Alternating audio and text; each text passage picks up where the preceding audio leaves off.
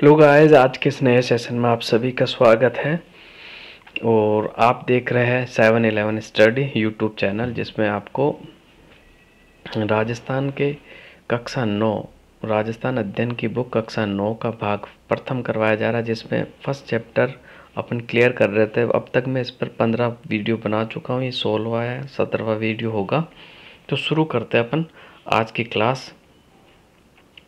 बयाना के बारे में पढ़ेंगे। पिछले बूंदी तक अपने पढ़ लिया था, बयाना के बारे में पढ़ते हैं। भरतपुर जिले में बयाना का उल्लेख 13वीं और 14वीं शताब्दी के इब्न बतूता और जियाउद्दीन बर्नी जैसे लेखकों ने भी किया है। आगरा के निकट होने के कारण बयाना का सामरिक महत्व है।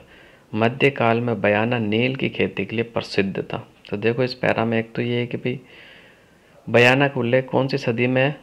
13वीं और 14वीं सदी में उल्लेख है। बयाना कहाँ पड़ता? भरतपुर के अंदर पड़ता है। इसका उल्लेख किसने किया था भाई? इब्न बतूता और जियाउद्दीन बर्नी जैसे लेखकों ने।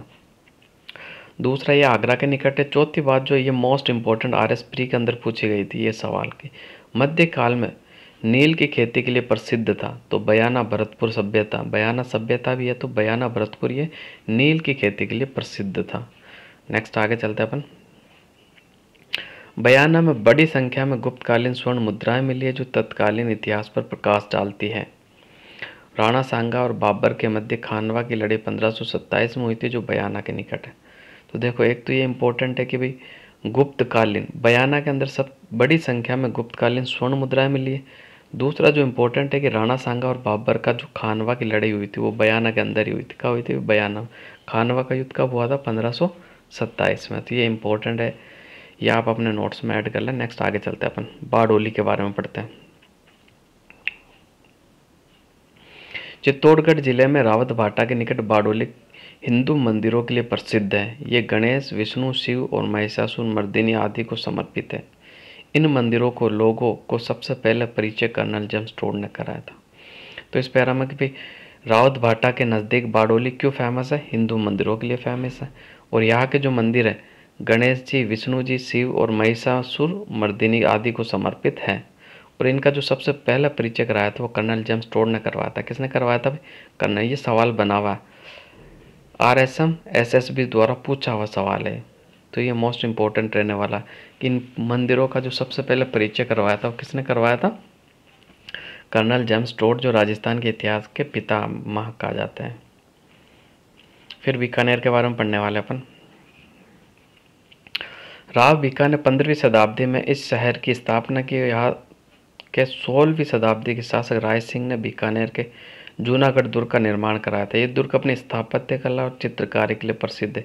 ये बीकानेर शहर से घिरा हुआ है, जिसमें पाँच, तो यहाँ तक खत्म हो गया। तो इस पैरा का इंपॉर्टेंट देख लेते, फिर आगे चलते हैं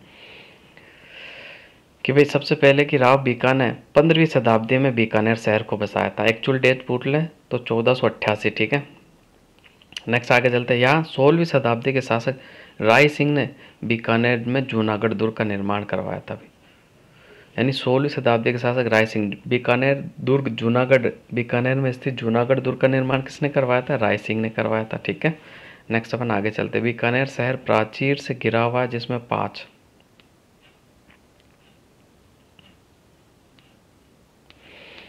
पांच दरवाजे बने हुए, सफ़ेद, लाल और सफ़ेद पत्थरों से निर्मित रतन बिहारी जी का मंदिर, लालगढ़ पैलेस, पार्श्वनाथ का ऐतिहासिक जैन मंदिर कलात्मक और दर्शनीय। बीकानेर का अनूप पुस्तकालय पांडुलिपि और पुस्तकों के लिए प्रसिद्ध है। इस पैरा में इंपॉर्टेंट देखते हैं सबसे पहले भाई रतन बिहारी जी का मंदिर कहाँ है? बीकानेर में। रतन बिहारी जी का मंदिर कहाँ है? बीकानेर के अंदर। मेरे साथ एक बार रिपीट करो, रतन बिहारी जी का मंदिर कहाँ है? बीकानेर में। लालगढ़ पैलेस बीकानेर में।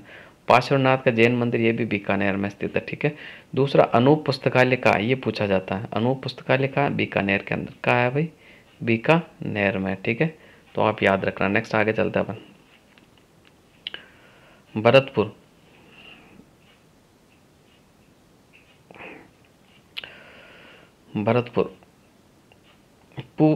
भरतपुर राजस्थान का पूर्वी प्रवेश द्वार। भरतपुर की स्थापना 18वीं सदी के उत्तरार्ध में जाट शासक बदन सिंह ने की थी। उसके उत्तराधिकारी सूरजमल ने भरतपुर राज्य का विस्तार किया और इसे शानदार महलों से अलंकृत किया। मिट्टी की मोटी दोहरी प्राचीरों में घिरा भरतपुर का किला अपनी अभेद्यता के कारण लोहागढ़ दुर्ग के नाम से प्रख्यात है। ठीक है, तो यहाँ से इंपॉर्टेंट देखते कि भाई भरतपुर राजस्थान का पूर्वी प्रवेश द्वार किसे कहा जाता है? भरतपुर को कहा जाता है। ठीक है, भरतपुर की स्थापना 18वीं शताब्दी के उत्तरार्ध में किसने करी थी? जाट शासक बदन सिंह ने करी थी। ये इंपॉर्टेंट है। 18वीं सदी के उत्तरार्ध में जाट शासक बदन सिंह ने करी थी और उसके उत्तराधिकारी सूरजमल ने भरतपुर राज्य का विस्तार किया। भरतपुर राज्य का विस्तार किसने किया भाई?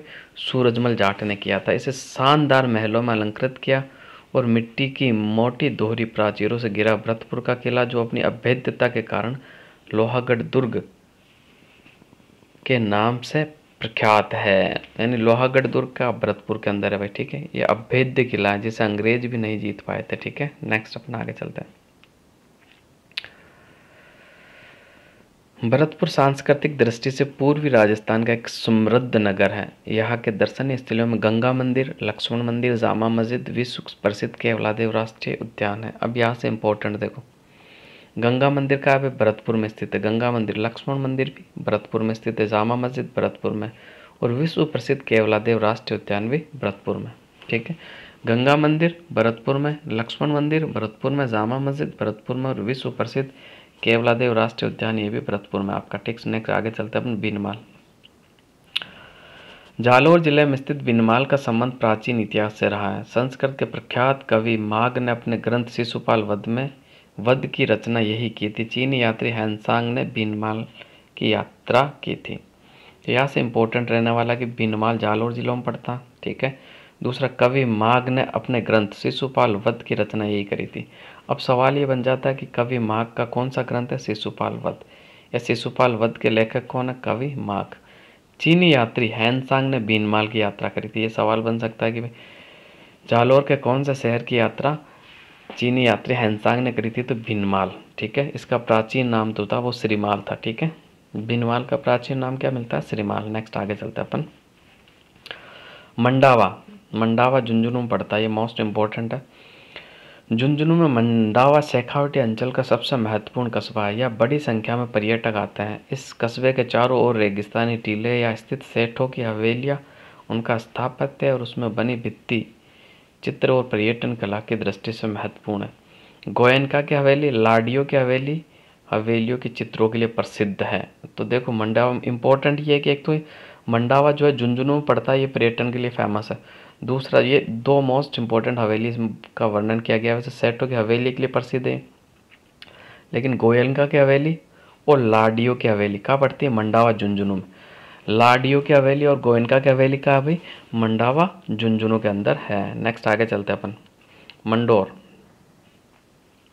मंडोर जोधपुर में स्थित, जोधपुर के पास स्थित है। मंडोर पूर्व में मारवाड़ की राजधानी रहा। मंडोर दुर्ग के अंदर विष्णु जैन मंदिर के खंडर है। विष्णु जैन मंदिरों के खंडर है। यहाँ स्थित मंडोर उद्यान में मंडोर, तो ये देखो याद से इंपॉर्टेंट देख लेते इस पैरा में। फिर नेक्स्ट आगे चलते कि मंडोर पूर्व में मारवाड़ की राजधानी रहा था। गुज्जर प्रतिहार शासक जब राज करते थे तब उनकी राजधानी मंडोर थी। ठीक है, और यह विष्णु जैन मंदिर भी है जो खंडर रूप में है। नेक्स्ट आगे चलते अपन।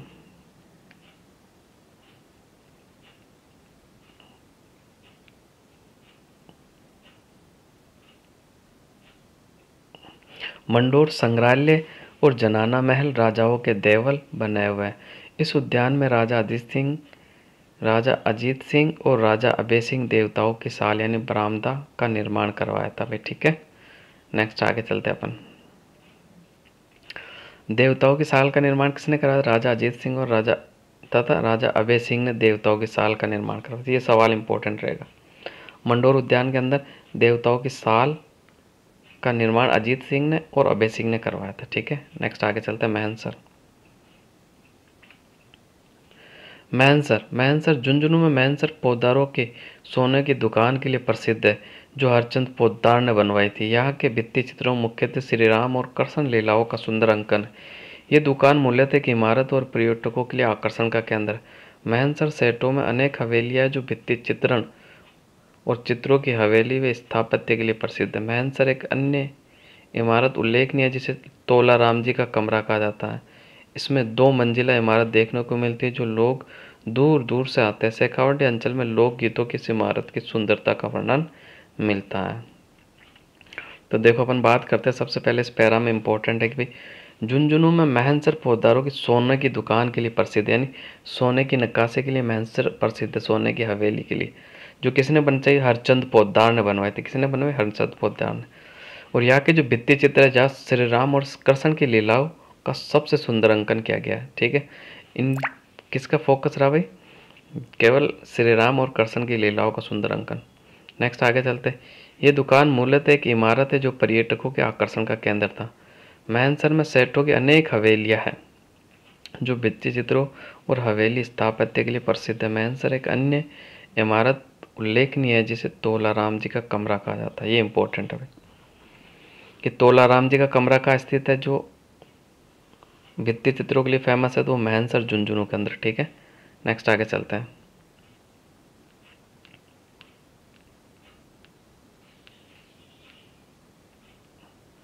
रणकपुर के बारे में पढ़ते हैं। रणकपुर पाली जिले में स्थित रणकपुर जैन मंदिरों के लिए विख्यात है। यहाँ का मुख्य मंदिर प्रथम तीर्थकर आदिनाथ यानी ऋषभ देव का है। ये सवाल पूछा जाता है भाई कि रणकपुर के जैन मंदिर किसे समर्पित है, तो आदिनाथ ऋषभ देव को समर्पित है। इनकी चतुर्मुखी प्रतिमा होने के कारण इसे चौमुखा मंदिर भी कहा जाता है। रणकपुर जैन मंदिर को चौमुखा के नाम से भी जाना जाता है। क्यों? क्योंकि इनकी जो प्रतिमा है वो चतुर्मुखी यानी चारों ओर मुंह है। इस मंदिर का निर्माण महाराणा कुंभा के शासनकाल में सेठ धर्मक्षाण ने 15वीं सदी में करवाया था। इस मंदिर में 1444 स्तंभ है और इस मंदिर का जो शिल्पी है वो देपाक था। इस मंदिर में राजस्थान की जैन कला और धार्मिक परंपरा का अपूर्व प्रदर्शन हुआ। इस कला की मर्मज्ञ टिप्पणी है, ऐसा जटिल एवं कलापूर्ण मंदिर मेरे देखने में नहीं आया था। ठीक है, तो इस देखो इस पैरा के इंपॉर्टेंट देख लेते अपन। सबसे पहले रणकपुर जैन मंदिर का पाली में स्थित है। ठीक है, और मुख्य मंदिर कौन सा? प्रथम तीर्थकर आदिनाथ और ऋषभदेव का। इसे चौमुखा मंदिर भी कहा जाता है। ठीक है, इसका निर्माण किसने करवाया था भाई? इस मंदिर का जो निर्माण कुंभा के शासनकाल में सेठ धर्मक्षाण ने करवाया था। किसने करवाया था भाई? कुंभा के शासनकाल में सेठ धर्मक्षाण ने। और 1444 स्तंभ है। ठीक है, और इसका जो मंदिर का जो शिल्पी था वो देपाक था। ठीक है, कौन था भाई? देपाक। ठीक है, इस मंदिर में राजस्थान की जैन कला और धार्मिक परंपराओं का अपूर्व प्रदर्शन मिलता है। ठीक है, तो ये हो गया आज का सेशन को, यही खत्म करते हैं। फिर कल के सेशन में शायद ये फर्स्ट चैप्टर अपना कंप्लीट हो जाएगा, फिर अपन नेक्स्ट सेशन में सेकंड चैप्टर स्टार्ट करेंगे। तो आप सभी का मेरे इस चैनल में 711 स्टडी यूट्यूब चैनल में आप सभी का स्वागत है। और मेरे चैनल को आप सब्सक्राइब भी करें और शेयर करें।